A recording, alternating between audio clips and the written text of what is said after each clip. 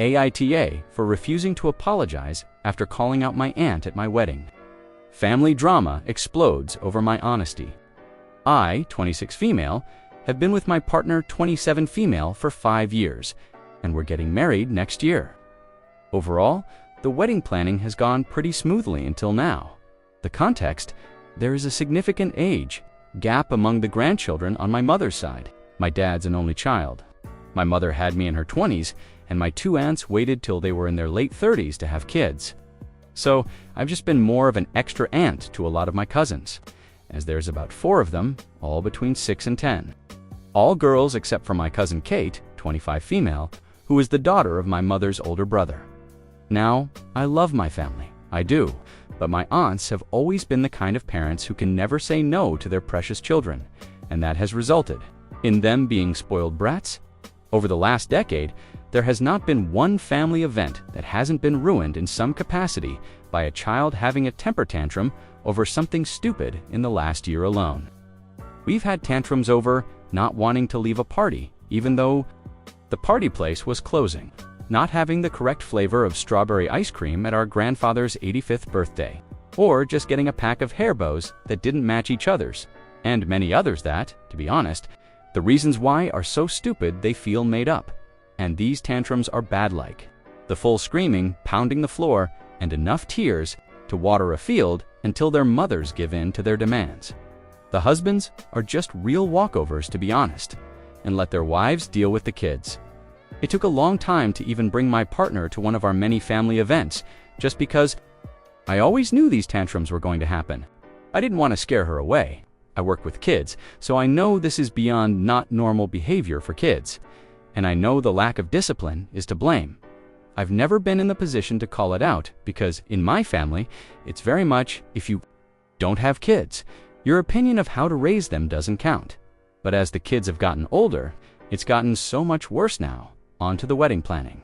We're not having a large wedding because neither of us want it. Between our family members we want there and our friends, it's just over 100 people. My partner's family has no kids under 16.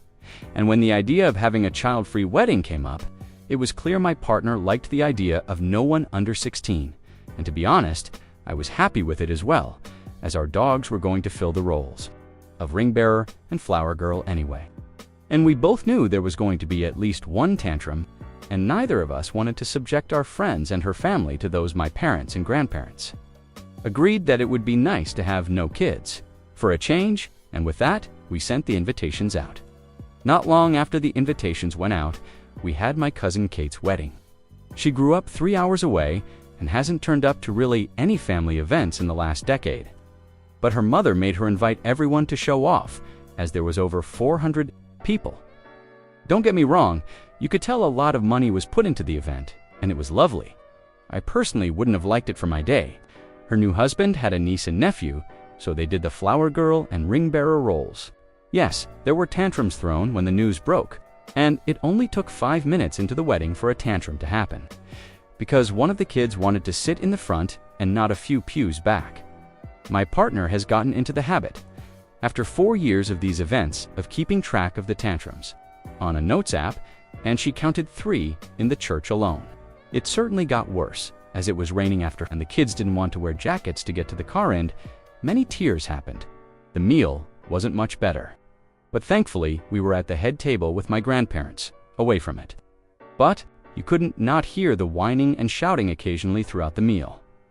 Things got bad when, at some point before dessert, 2 of the kids came up to me and asked why they were not invited to my wedding, as they had been for Kate's. A bit stunned, I just replied that the place we're having it was only for adults. That obviously was the wrong answer, because almost immediately, another tantrum about how apparently their parents had promised them they'd be the flower girls at my wedding erupted. Thankfully, they're small for their age, so it's pretty easy to pick them up and move them away from the head table, which was on a stage and away from people staring. While this was happening, my parents were confronted by my aunts, asking how it was that their kids were not invited. My parents just repeated the same thing as I had, and this also wasn't good enough. At this point, my grandfather and I were behind them with 2 of their screaming children. I honestly don't know what came over me, but I blurted out, You really cannot see why I might not want to have your children there on my wedding day, can you? Please stop discussing this right now. It's not the time. And people are already staring at us and left. Well, let's just say that while most of my family agreed with what I said, now my aunts are refusing to attend the wedding until I apologize to them and their kids and invite them. Some family members think it was the wrong time to say anything or just apologize to keep the peace. But honestly, I don't want to, as I don't think what I said was that badass, especially considering the things I knew that the groom's family was saying after the wedding from what I heard from Kate and her new husband. Now, as I was reading through this, it just felt like at some point something like this was going to happen anyway. And I just almost felt relief for you when it did happen, because now they're not going to your wedding. It sounds like it's going to be quite peaceful. I think you've done yourself a favor, if anything. The community says, I'm dying laughing. I'm surprised everyone has let it go this long. As far as I'm concerned, you're the hero of the day. The only thing I would be doing now is contacting my aunts and telling them that. I understand they're no longer coming to the wedding, so please consider that invitation rescinded and that I appreciate the heads up early so that I can fill their spots with people who I wasn't able to invite before. And do not back down when they start to fuss about being uninvited. Tell them that it is all ready to let you. We're just contacting them to thank them for letting you know early. But you have already invited other people, so no, neither they nor their husbands are invited any longer. If anyone else in the family starts to make noise, tell them you have more friends waiting in the wings if they'd like to be uninvited as well, the community says. Not a whole, don't even invite the parents. Problem solved. Bonus points. Your wedding will be an amazing event that your whole family will remember. And future weddings within your family will more likely also be child-free because you were the first and paved the way to make it. Okay to keep badly behaved family members in their place, away from important life events unless they learn how to behave. Enjoy your wedding, the community says. If you have to apologize for what you said, then they have to apologize for every time their children ruined events because, keeping the peace is important. Your fiancé's notes will come in real handy, LOL. In all seriousness, I fully believe that some people think that kids will just suddenly know how to be functioning human adults when they turn 18. I think their only job is to placate them. Like the kids will just magically learn how to be good people. Nope, not how it works. Stand your ground. And frankly, your family needs to start having a discussion about whether you want this to be the rest of your lives or not, because these kids won't get any better at this rate. Not the whole, absolutely. And on the back of that, comment, I always feel sad for the children in these particular situations. Yes, they might be absolute little turds right now, but the parents around them are just not helping the situation at all. And like the comment said again, they're going to grow up to likely continue to be little turds because they're doing no favors by allowing this behavior to continue, which I just find really sad at the same time. So Opie replies after Christmas and says, so yeah, Christmas happened. And yeah, it was a show. I planned ahead of time to spend Christmas with my partner and in-laws who live an hour away, then celebrate Boxing Day back home with my parents and grandparents. But to my surprise, my mother contacted me late on Christmas Day just to say, the Boxing Day celebrations were called off after a disastrous Christmas meal with the family, which at the last minute included the aunts and the children. Apparently, they decided that since the family had been going no contact in the week since the events at my cousin Kate's wedding, they were going to turn up to my great-grandmother's house for Christmas and confront me about it to my face. To make me apologize for calling out their kids' behavior, they usually do their own thing at Christmas and often go to their in-laws. Forgot to mention they are married to brothers, who are two of the weirdest men I've ever met. But that's a rant for another day. Oh dear. I guess they thought if my 99-year-old great-grandmother, my mother's mom's mom, was present, I wouldn't refuse their demands. Obviously, their little terrors were running rampant and screaming their heads off. And one even had a temper tantrum because there were no presents for them under the tree. The aunts had turned up in the middle of Christmas meal, several hours. After all, the presents were opened. No one in the family had thought to fill her in on what had gone down at Kate's wedding. It was one of those we all thought someone else had done it. So she couldn't understand why they were making such a fuss about it and told them to just get over it. She said she'd like to enjoy the likely last wedding she ever attend in peace away from screaming children. My family has a very dark sense of humor. Between that and what I had said earlier, I think most of my family have just enough of their crazy excuses. Obviously, after Great Granny said this, they went on about their poor angels. But they didn't have much of a leg to stand on, as pretty soon after they opened their mouths. Dropped it, ruining the dessert for everyone. Apparently, my grandfather just snapped and told them to get out and let them enjoy one family event in peace. And they needed to get their children's behavior in order if they ever wanted to be invited to another family event, as their children's behavior was out of line and was only going to backfire on them as they got older. This man had served for over 10 years in the army and another 25 years as a police officer. And this is terrifying when he snapped. So, understandably, they got out of there ASAP. My great-grandmother even opened one of her fancy bottles of whiskey to celebrate. My grandfather had been one of those who did not want to disinvite them. Decided to not rescind my aunt's invitations, but give them a warning that if they turn up with their children or tried to cause a scene, they'd be escorted off the property immediately. But now, after an emergency family meeting on Boxing Day, and partner are 100% behind me on this. Over the last 30+ years, it's run in-house by my soon-to-be brother-in-law, and Bestie has also volunteered herself in the case of one of them turning up in a white dress to be the one to take one for the team and spill a glass of red wine. Her backup plan is using my dogs, both West Highland Terriers, who will be at the wedding, who are trained to pee on command and have an accident. She's a drama teacher, so I'd be pretty confident in her being able to make it look convincing as an accident if it were. Yes, I did know. This is far from the first time it has happened. We hadn't expected to get to, but they were inseparable. There was no real way to get it off early on, so I made sure everyone knew I wouldn't be attending the church service, making sure to hand over a card with money in for the child the day before with a small gift because, apparently, to my aunts, money doesn't count as a gift anyway. Later on at the meal, the sister of the child who had their communion just came straight up to me during the event and asked me why. Apparently, my aunt had told them that one of my puppies was for them. To myself, so I guess that's what threw me off more than anything else. As for what was said by Kate's in-laws, not long after I got back to the table, Kate's now mother-in-law sent us over a round of drinks to help with our growing headaches, as there was a lot of, how on earth do you deal with this on a regular basis? And oh boy, they're going to be nightmares when they're older. We were also betting with the rest of the bridal party when the next tantrum would happen. My partner, one betting there'd be one just before the speeches. Kate's in-laws also share my family's dark humor. So later in the night, we were betting which would be the worst once teenage years and all those hormones hit. Was it the most adult way of dealing with it? Probably not. But was I too drunk and annoyed to care about that? She also technically got this whole saga started as she set me up with my partner all those years ago. The community says, 3 cheers for Grandpa and Great-Grandma. Those two are icily the heroes of this story. Of course, after the little shit's ruined desert, I wouldn't be surprised if other relatives were getting in line to tell the aunts off. Op says, oh yeah, they ruined the desert for basically every family member over 50 was about 25-ish people, and a lot of them live over a day's drive away.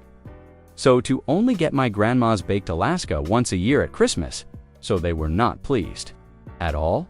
The thing that made me chuckle is like, I'm not sure if I should be chuckling at it or not, but Grandma, just like this, and pulling the grenades out, I'm not listening to that, and whilst I would like to think that was concluded for Op, I think stories like that are never going to be truly concluded. I think the wedding will come around. There will be some extra drama from someone in that family. They just seemed unhinged.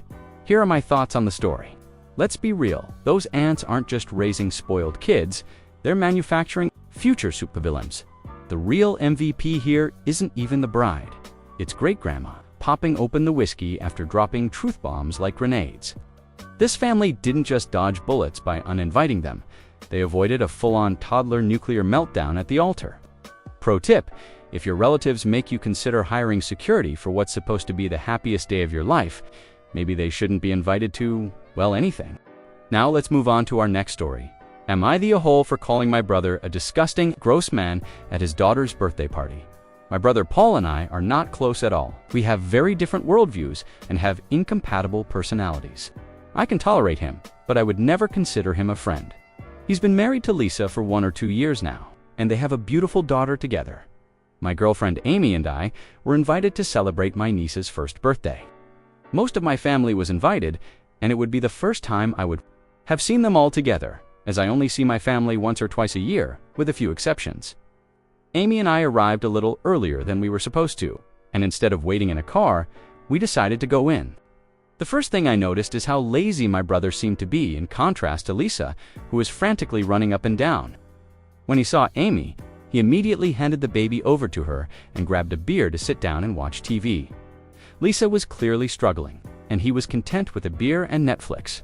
I don't want to be rude, and maybe this was a one-time thing, but it bothered me how uninvolved he was. He handed Amy a baby with a full diaper and vomit on his clothes. Eventually, Amy, Lisa, and I finished everything. The house was clean, the food was ready, and Lisa looked ready to host a big gathering. We all paid zero attention to Paul. When my family arrived, I thought everything was going well. I avoided Paul and enjoyed speaking to my family. After we sat down to eat, Paul approached me drunk, thanking me for helping Lisa. I didn't want to be around him for long and moved out of his way, but he was very persistent. I was ignoring him, but he started talking about Amy. Protect Amy like a real man, or you've got a great woman by your side. You know what? Whatever it was slightly odd and mildly uncomfortable, but I was able to brush it away. Amy was trying to sober him up a little bit before the cake cutting, so she was selectively hearing. We tried to get him to stop talking and drink water. However, he had a lot to say about Lisa. He was complaining about how pregnancy ruined Lisa's body and how the baby ruined his life. Amy and I kept looking at each other awkwardly, and we were soon going to leave him be. We didn't leave the conversation soon enough. He began complaining to me about his intimate life or lack thereof, and commenting on how desperately he wanted to sleep with someone fit like Amy. This made both of us extremely uncomfortable. Amy left quickly, apologizing to Lisa, while I told him that he was a disgusting, gross man who needs some frickin' help before I left. Apparently, this made him super upset, and he started wailing at the party. Paul told everyone that the reason he was crying was because of my words to him. He got over it quickly, but a few people told me I was wrong to shame a father on his child's birthday. I could have probably left without making a statement. I the whole. Top comments: wrong to shame a father on his child's birthday. Father? Well, okay. Your brother could not be bothered to help his wife prepare for his child's party. One-time thing or not, that is not acceptable. He then handed his baby over to the first available woman to deal with a diaper and soiled clothing during his child's birthday party. He made remarks about how his child ruined his life, ruined his wife's body, and compared her now ruined body to someone he finds more attractive, whom he'd prefer to be intimate with his brother's girlfriend. To put a cherry on top, you're not the a-hole, and he should be ashamed of himself. I hope Lisa figures out how to leave him. No. He barely even acknowledged the both of us. My girlfriend went to go say hi to him, and he just handed her the baby like it was a piece of plastic. That's really awful. I really do hope Lisa can find her way out of this relationship with him. Your brother already resents a 1-year-old baby, and probably Lisa for doing it to him. They're both better off without him around, not the a-hole.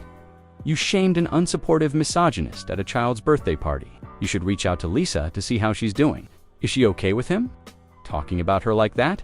If she wants some help putting his stuff in boxes, that sounds like something to rally people who care about Lisa over.